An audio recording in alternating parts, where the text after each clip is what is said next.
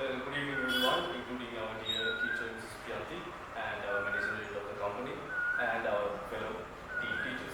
So today I am being given the opportunity to talk to you about on how to develop your personal skills, and especially this pertaining to your classroom management and stuff like that, but I'm going to talk about general life as well in the end. And firstly, I'll just give a basic rundown of the things I'm going to talk about. So firstly I'm going to talk about confidence building, on how to build your confidence, on how to successfully tackle the classroom and stuff like that. And secondly, your communication and your time management, on how you deal with kids, on how to analyze how to interact with them and stuff like that.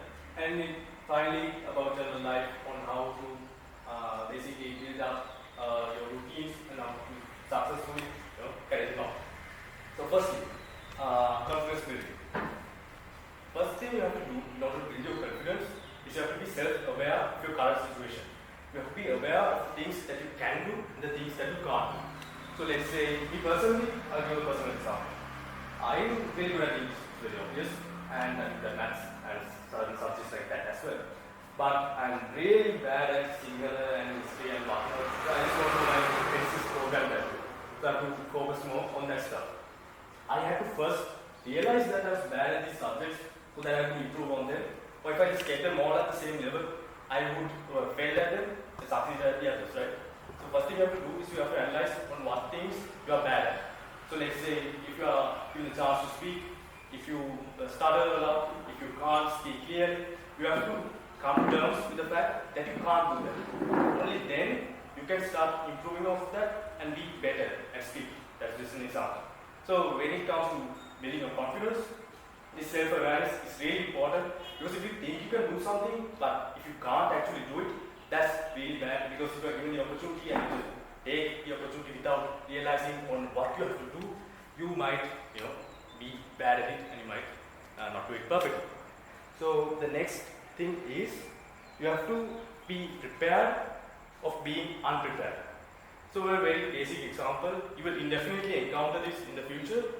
So I'll first start off with a background story. Teacher at times, very occasionally, likes to stay up at night, making tunes or whatever. And the next day, she decides she's going to be sick, right? And she can't conduct the class at that time. So she'll tell you that I can't do the class, please do a lesson and you try to do something. At that moment, teacher can't even explain on what you have to do, right? So at times like that, you have to be prepared of being unprepared. Obviously, you aren't prepared for such a situation. You don't know where videos are, you don't know what lesson to do. So you have to be prepared for the fact you are unprepared. And you will definitely encounter this in the future. And I think teacher will do something about it. But my general prospect is that it's not just this situation, right? You are going to have to be good at crisis management. Obviously, something is going to go wrong. A child will vomit, they might die. You have to know what to do, but you also don't know what to do, right? You have to be able to have the confidence to face that properly. So at the time, let's just say this, teacher say, Uncle went to Colombo, Uncle is a deputy, even I went to class. So you are alone here. You have to face that situation with your utmost might, and you have to do something, it doesn't matter what. You can just do a grammar lesson on the board, or the teacher will explain more on that. But in general, you have to have that confidence to face that moment. And another thing is, basically adaptability, right? You have to adapt to those situations. Like I previously stated, you have to have the confidence to adapt to those situations. You might be given something that you haven't done previously. Obviously, you haven't taught the class on yourself previously, right? So because of that, you have to be prepared to be unprepared, like I said. Okay, so moving on to the next point, which is time management and communication. You have to be able to communicate with the kids and analyze how they act. So you might have seen in the lessons the teacher has done, that some kids are a lot more vocal and they act a lot, they run around, they try to go outside. But some kids, they just sit in a corner, they don't do anything. You have to make sure that everyone gets the same amount of activities and how they act must be the same. So when it comes to this, you have to be able to control the kids that are obviously running around, way too active, and to get the kids that are sitting in the corner engaged in the stuff. So I think teacher will explain on that. But that comes to communication. Some kids, you have to analyze their body language. You have to see, now I don't remember how it is now, but previously when I was in class, the girls and boys, they were separated, but I think it's a lot more free now. And because of that, you have to see and look at all the kids and see if someone's uncomfortable, right? If someone's not sitting with their friends, if they do not have the courage to go and sit with their friends, you have to see and you just spell the reason, right? That this being uncomfortable, let's change the seats, or do something about it. And that all comes down to body language, because most kids do not communicate what they want. Some kids want to cry, but they don't cry. So like they have something going on, and maybe they have to go to the toilet, they just don't know how to tell it. So like they might go on the classroom, so you have to analyze and keep attention, pay your attention to every single kid that's within the classroom. So the another point that's in relation to this is emotional intelligence, that you can't just shout at everyone, right? To the kid that's a lot more active, you can shout at them. Obviously, like you can't calm them down. But when it comes to someone that just understand the activity, you can't just shout at them. You have to have the emotional intelligence to deal with those types of people, because we all are not the same. There are different types of people. You have to adapt to that situation when it comes to that. And moving on to the time management aspect, punctuality is really important. Punctuality doesn't relate to anything in English punctuation. It's basically starting on time and ending on time. Let's say you are hosting an event in school. Chief guest comes. It's supposed to start at, let's say, 10 a.m. You have some sort of logistical error, and now you are now going to start at 10 a.m. Now when that thing happens, what happens is the chief gets confused, right? It's supposed to start at 10, now it's getting really late, are they going to start? And those thoughts arise in their minds. So what you can do is be, a lot more prepared, and like if it's supposed to start at 4, you should arrive at, if it's supposed to start at 10, you should arrive at 9:30 and stuff like that. This punctuality is really important because it conveys a message. That message is that you are prepared and you know everything to the dot, right? And most people don't see this, but like I especially look at this when I go to an event, and that really tells me on how better they are than others, or how organized or advanced they are. So that's why punctuality is really important. And another time management. This goes on to more of general life than in the classroom. So you have to be able to do everything you want, right? You can't just sacrifice all the things you want to complete your needs. I'm someone like that. I study, I play with my friends, I play games, I do a lot of extracurriculars. I somehow manage it. I do not know how I manage it, but I do. You have to be able to do everything you want. Otherwise, your life will be miserable. That's something I personally follow by, and I think I recommend that to you all as well, because I do not believe in just studying. I do not believe if you are unhappy, it doesn't matter how much you study. If you are still unhappy, if you are just going to waste your childhood, I think that's a lot more waste than just not studying, right? So I think I'm going to move on to a bit more general life aspects to my speech. And this is a concept I developed personally, and this is called the 3-level concept. So imagine this. You live in an apartment complex. There's 3 buildings, it's a 3-story building.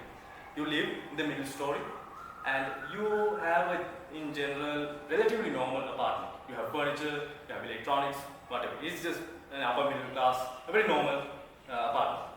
The apartment below you, it's a slum. There are 2 parents with 10 children. They do not have any furniture. It's ridden. It's about to break down, and they in general do not spend better life than you. And imagine the apartment above you. It's a luxurious one. A billionaire lives there. They have everything they want. They even have a car up there. Now this is important when it comes to every aspect of your life. Now try to pay attention to this.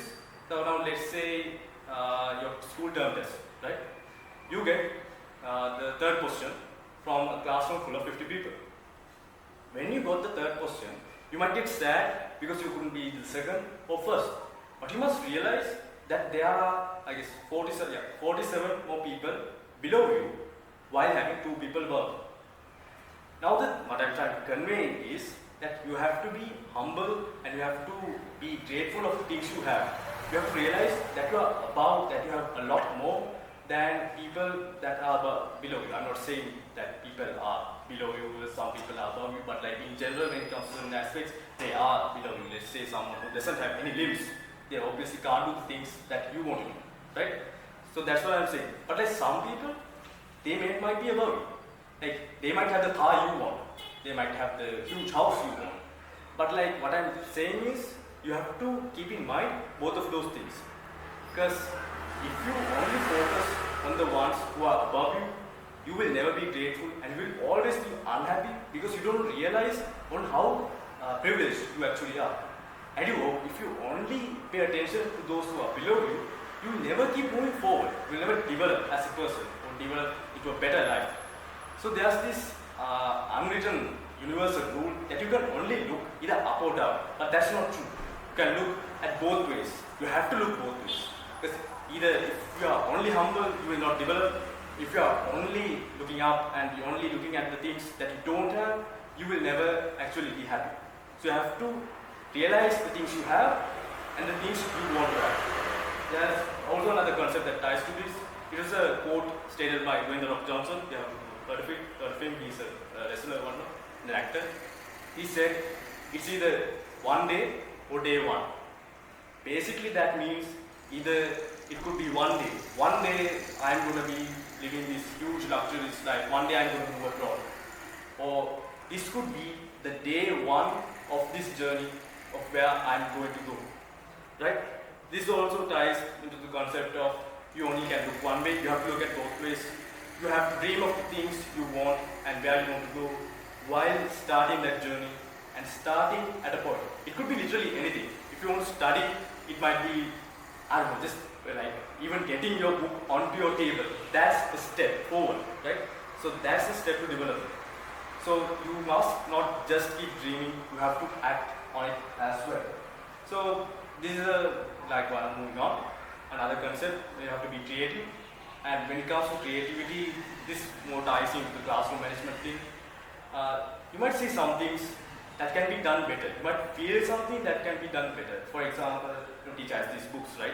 Teacher gives homework, you have to mark it. If you feel like, if you want to change that, if you see something like, if you make, for example, I don't know if this is a good idea, like one big book where everyone does papers and puts them in instead of the book, you can just convey that to the teacher. If the teacher feels that's a much better idea than what is currently going on, she will definitely implement that. So you have to be creative and you have to convey that to the teacher. So that's basically what I wanted to talk about on how to build your confidence. I stated that you have to do things that you don't want, you have to be prepared of being unprepared, and you have to have good time management, good communication, to analyze how the kids work, and in general on how to develop in life when it comes to exams or whatever. So thank you for giving me this opportunity to be a teacher, and I would like to